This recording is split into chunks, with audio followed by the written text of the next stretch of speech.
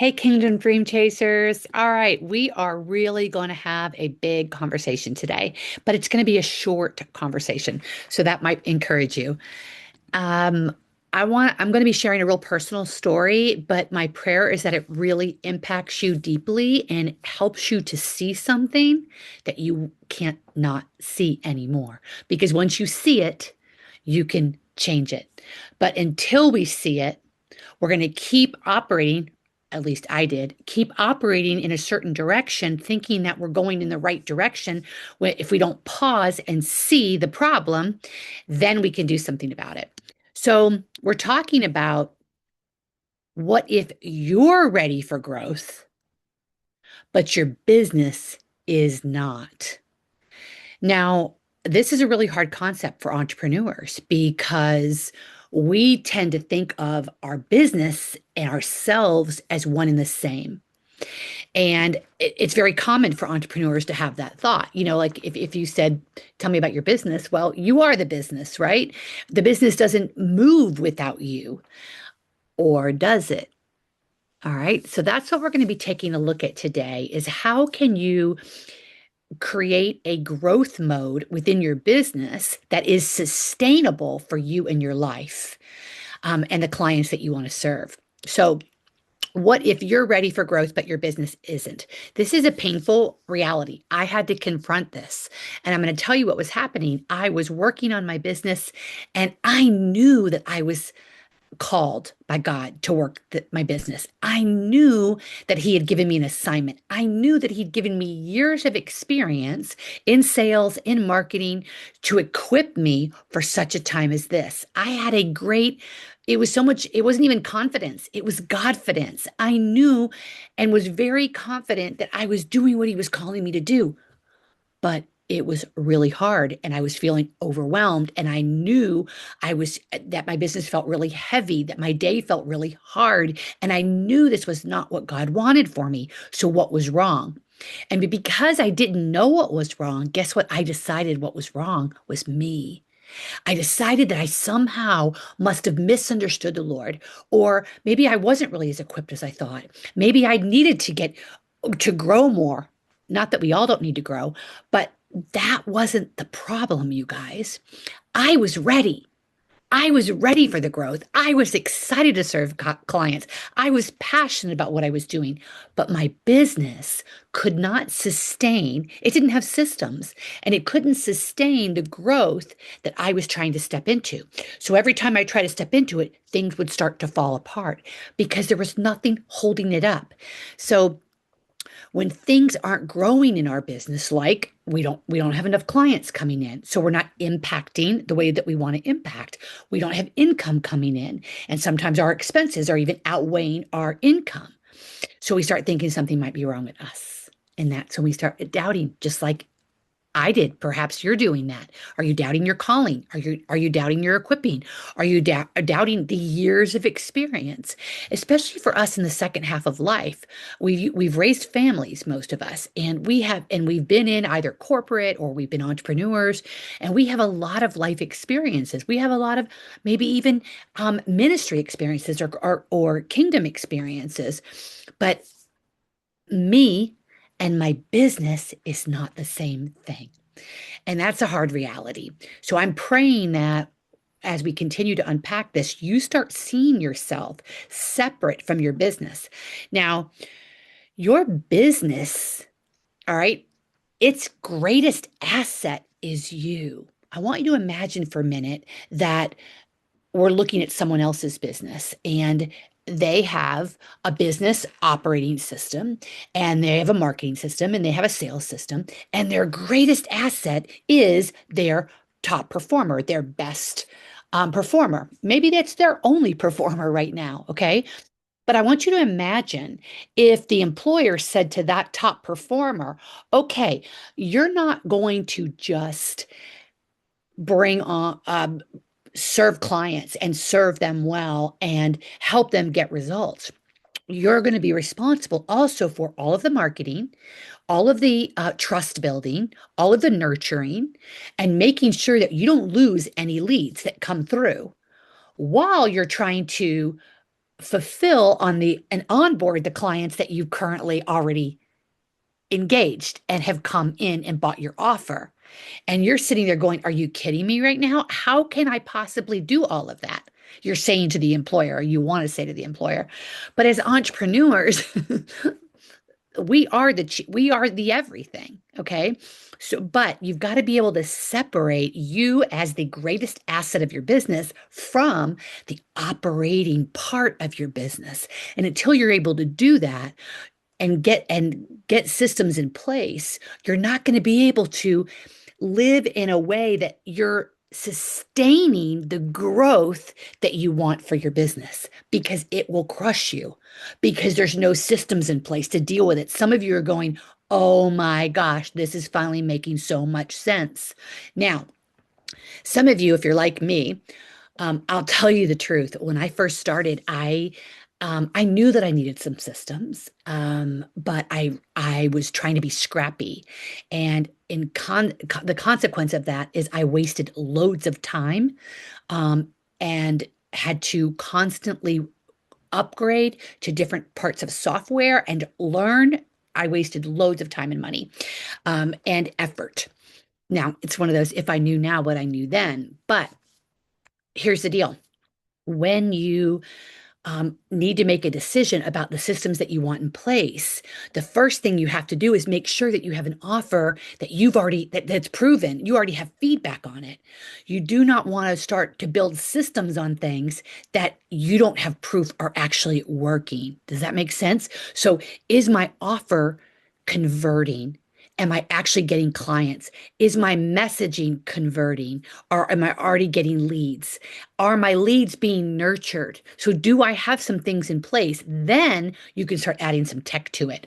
But what I did, I grabbed a little of MailChimp, and then that wasn't working. That wasn't enough. And then I grabbed Lead Pages, Active Campaign, Aweber. I went through about 5 or 6 different periods of software over a few years, instead of saying, okay, what is my offer? Who is my right fit client? How am I going to nurture those leads so that they're building trust with me each step of the way? So by the time they get to a a live event with me, so for example, a challenge or a master class, that's your main conversion event. Okay. By the time they get there, they're already nurtured. And it's very likely, if they've come along to that point, they are in my circle of a right fit client. Now, there's still only a percentage of them that are actually going to be buyers at that time, but at least I've got that process going. So, as kingdom business women, what we've got to do is understand that I'm over here and my business is over here. And when you look at yourself, you think, okay, I know God's equipped me. I know God's called me. I know my life experiences have made me have wisdom, a richness of wisdom. And some of you have prophetic insight into the women that you serve, and you are passionate about helping them to get impact. But you're thinking that because you're ready, because you're equipped, that you can start getting into growth mode. But you don't have anything that's going to hold the weight of all of those new leads are going to come in, that nurturing that needs to be done, and those converting conversations, and the follow up, and the onboarding. And then, do you see what I'm saying? And so, if the business system can't support all of that, you're going to stay over here in this frustrated, inconsistent income impact. And it really, we turn inward and we start saying, I'm not enough. God, what's wrong with me? When you alone were never the problem. It was that you just didn't understand that you and the business are separate. And this could be the same, guys. If you have a ministry, it's the same concept. You could still know that you're called to that ministry, but do you have the bandwidth, the capacity, and the systems to be able to invite new women into the ministry, or invite fundraising if you need that into the ministry, and be able to keep nurturing and building trust, and then bringing them into whatever it is that ministry's offer is? So, deep down, we know we're ready. We know we're ready. We're ready to serve, we're ready to impact, and we're ready to fill the open spots in our calendar. But If we think that we're not equipped, we're not passionate enough, we don't have the capacity, um, when we deep down know that's not true.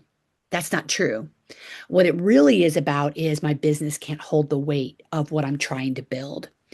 And here's some examples of not being able to hold the weight. When you're trying to manually track leads, now that's great when you start out. Every lead that we're given is a God-given lead. So we want to steward that well, and we absolutely want to track that lead so we don't lose it. But as you start turning up the lead generating, it's like Lucy. I love Lucy, right? And the chocolates are going faster. All right.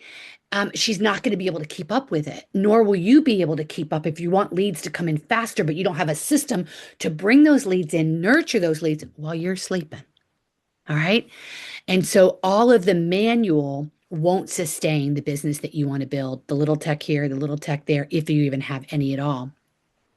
So we don't grow up learning how to build a business, guys. And so what we tend to do is when something gets uncomfortable, we avoid it. So you may know that the business needs systems, but you're not really sure how to implement them, where to go, how to do it in a way that's going to be worth it. So we tend to pull back. Sometimes we're not even making a conscious decision, but we pull back and we go back to what's familiar. Oh, I'm just going to go back to posting more. I'm just going to go back to praying more, hoping more, remembering, God, you did call me to this. You will help me figure this out, Lord. But the painful realization is also a powerful one because you're not wrong. You are ready and you are called, but readiness alone won't create the growth. So, a business that grows has systems, and a business without systems won't be able to sustain the growth that you, my friend, are passionately ready for. Okay. So, this is what happens when we have the systems in place. We're attracting right fit leads. Okay. So we know what our offer is and we know who it's for and we know how to message. So that means right fit leads are coming in and we are nurturing those right fit leads consistently. We're inviting them to the right thing at the right time because we understand that's a process of building trust, building trust, building trust. Then we are following up with them after they came to a conversion event. We're following up with them. That conversion event might have been a phone call, but we know follow up is crucial, and we're doing that, and we're doing it with automated systems that help us. We are onboarding the new clients, and they are feeling like, when someone makes a decision to join you, one of the key, most important things that you do is help after they purchase is reassure that decision by onboarding them well. And what does that mean? It means bringing them in, giving them wins and giving them the overview of what they bought and what remind them of what they bought and what the outcome is going to be when they finish with you. Um, and that's so important. And then continuing that journey with them. So when those systems are in place, you're not carrying everything anymore. And somebody just shouted hallelujah, right? And you're not losing those God-given leads that you want to steward well and not lose track of, not forget to follow up with. Um, and you're not guessing anymore what you do every day. You know now, you wake up with clarity. You know what you're doing and what your business systems are doing. And then you get to spend your time in the front of the house helping people and serving well. So your email list starts growing. Your leads are being nurtured while you sleep, and you're spending time with interested right fit women. And now you have time to be able to see what's actually moving the needle. I'm going to say that again. Now you have time to be able to see what is actually moving the needle in your business. Before, there's so much going on, you're trying to keep all this stuff going, you can't even see because there's no space to even see what is actually working and moving the needle and what do I need to change. And for a bit, we've got to have that auditing, tracking mode going on in our business in order to grow. So you finally have a business that can hold the weight of your calling, the weight of your calling. So I'm inviting you to something, and you're the very first to hear about it. It's going to be the first time I'm running a master class on this topic. And what we're going to do, it's going to be called something like, Are you building something that can, that's the question I'm going to ask. It's got to have a better title than this, but are you building something that can sustain the growth that you're asking God for? So, because more leads won't fix this problem and more effort will not fix this problem. Believe me, I know all too well, tried both, but the right structure will. The right infrastructure will. So, you don't even want to start adding more leads until you know you can handle them. And because you don't want them leaking through. Because if we can't steward what we've been given now, we shouldn't expect more. And that is for leads and that is for income. Now this masterclass, I want to invite you. I pray that this is in your mind. You're thinking this is what I need. So what we're going to do in this masterclass is I'm going to take you on a journey where you're going to literally, it's a workshop. I mean, we will be working and you will be figuring out where systems are not in place and where you need to bring that infrastructure up so that it can hold the weight of everything that you want to build on top of that. So I'll walk you through how do you evaluate your business honestly? How do you identify when things are leaking? And you want to see what needs to be in place before that real growth can occur and understand how to build a system that actually supports that weight. So remember, you can take inventory of you because you are your business's greatest asset. We take inventory of our mindsets. We can take inventory of how we use time. We take inventory of how we are operating on a daily basis, our marketing and our sales and where we need growth. But that is different from evaluating the systems that are going to hold the weight of your greatest asset in your business, which is you, as it starts picking up steam and bringing in more right fit leads. And like I said, you don't need to do more. You need a system that so that what you do is smarter. All right. When you have systems in place, you make smarter decisions because you have more time and ability to be doing the evaluating, watching what's working, and moving things forward. And like I said at the beginning, once you see it, you can change it. All right. But if you can't see it, we just keep going on doing the more and praying and hoping that that's going to change something. So mark your calendars. You ready for the date? Wednesday, March 20th. All right, 2 p.m. in the afternoon. Registrations won't even go live for this until Monday, the 11th. But I bet some of you might be like me. You don't want to wait. Jump on a call. All you have to do is go to gailroot.com. My link is always down in the show notes to my website. Go on there. Right at the top, it says strategy call. It's complimentary. Jump on there and we will connect and we'll get talking. All right. I pray this was a blessing to you. I know this was one of the hardest things I had to go through in my business, discovering, again, like I said, the difference between um, the asset in the business and the business itself. And once I was able to separate those, things started really growing. And that's my prayer for you.